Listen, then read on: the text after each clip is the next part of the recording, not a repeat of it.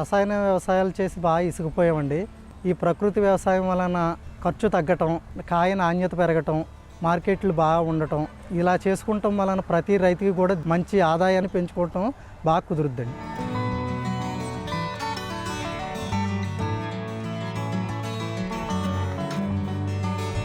నమస్కారం అండి. నా పేరు చిన్నం సతీషు.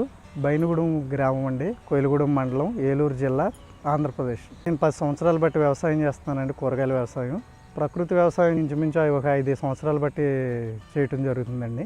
ప్రకృతి వ్యవసాయం చేయకముందు కెమికల్ వ్యవసాయంలో మొక్కజొన్న, వరి, కూరగాయల వ్యవసాయాలు అవన్నీ పండించేవాడినండి. ఖర్చులు పెరిగిపోవటం, చీడపీడలు ఇటువంటి ఇబ్బందులు ఎక్కువగా జరగటం వలన మేము ప్రకృతి వ్యవసాయం వైపు మొగ్గు చూపలేదు. మాకు పొలం ఒక 3 ఎకరాలు ఉందండి. నేను గత 5 ఏళ్ల నుంచి ప్రకృతి వ్యవసాయం చేస్తున్నానండి. దీంట్లో నేను దొండ, కాకర, వంగ ఇటువంటి కూరగాయల వ్యవసాయాలు చేస్తున్నానండి.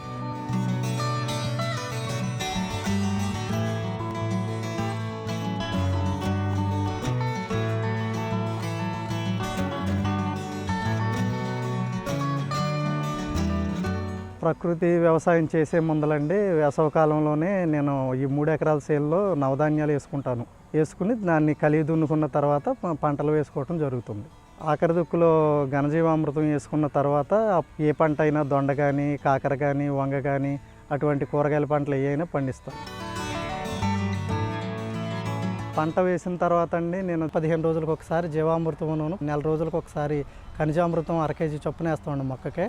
దానివల్ల పంటలో గ్రోత్ రావటం కానీ, చీడపీడలు తగ్గటం కానీ, భూమిలో నుంచి సారాన్ని మొక్కకి వెళ్ళటం కానీ బాగా జరుగుతుంది. మొక్క 3 సంవత్సరాల వరకు కూడా పాదు చెక్కు చెదరకుండా ఉంటుందండి.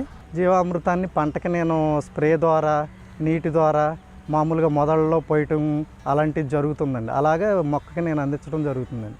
పంటలో పూత, కాయ, పిండి మంచి ఆకారాన్ని ఇవ్వటం కోసం నేను పంచగవ్య వాడతానండి. దొండలో ఇలాగ కాయపుచ్చు వంకర రావటం, కాయ అందం లేకుండా హీనంగా తయారవటం జరుగుతుందండి. ఇలా దొండలో తెగుళ్ళ కోసం స్టార్టింగ్లోనే నీమాస్త్రాన్ని కొడతాను, తర్వాత ఏమో అగ్నాస్త్రాన్ని కొడతాను. కొట్టిన తర్వాత అప్పుడు కాయ క్వాలిటీ బాగుంటుంది, మన మార్కెట్లో మంచి ధర కూడా పలుకుతుందండి.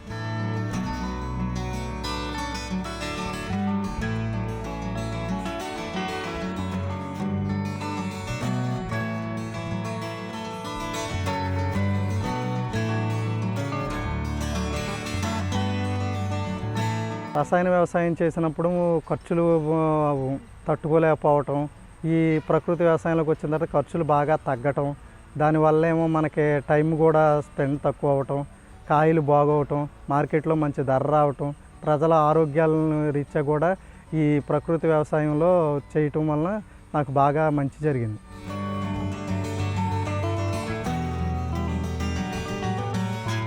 నేను కెమికల్ వ్యవసాయం చేసినప్పుడు 1.5 సంవత్సరం కాసేటప్పటికి దొండపాదులు అయిపోయాయండి. మళ్ళీ వేరే పంట పెట్టుకునేవాడిని. ఈ ప్రకృతి వ్యవసాయం చేయటం వలన నా అనుభవం పూర్వకంగా ఈ రకంగా ఎక్కువ కాలం నడవటం వలన దొండ మంచి దిగుబడిని ఇస్తుందని నేను గమనించానండి.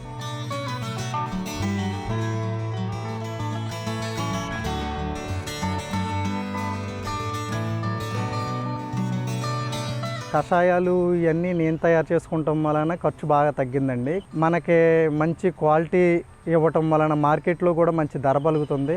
ఆ ధర పలకటం వలన నాకు నెలకొచ్చి ఒక 40-45 వేల రూపాయలు ఆదాయం సమకూరుతుందండి. ఖర్చులు బాగా తగ్గిపోవటం వలన నాకు వచ్చిన ఆదాయం బాగా కనపడుతుంది.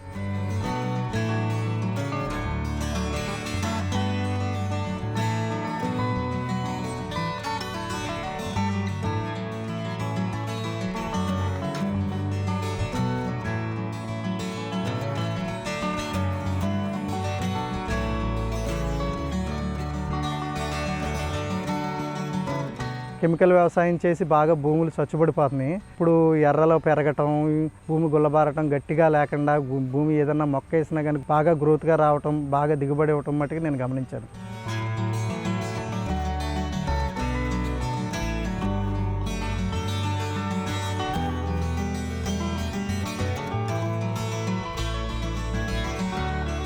నా దగ్గర 4 ఆవులు ఉన్నాయండి. ఆ ఆవుల వల్ల నేను కొంచెం కష్టమైనా కానీ ప్రకృతి వ్యవసాయంలో కషాయాలు ఇవన్నీ కలుపుకొని పంటని, భూమిని కాపాడుకుంటున్నానండి.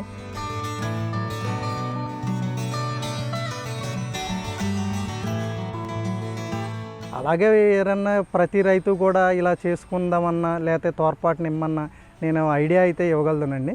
దీనివల్ల భూములను కాపాడుకోవటం, మంచి ఆరోగ్యం రావటం, మంచి పంట దిగుబడి పెరగటం, మన మార్కెట్లో ఆదాయం పెరగటం అన్నీ జరుగుతుంది.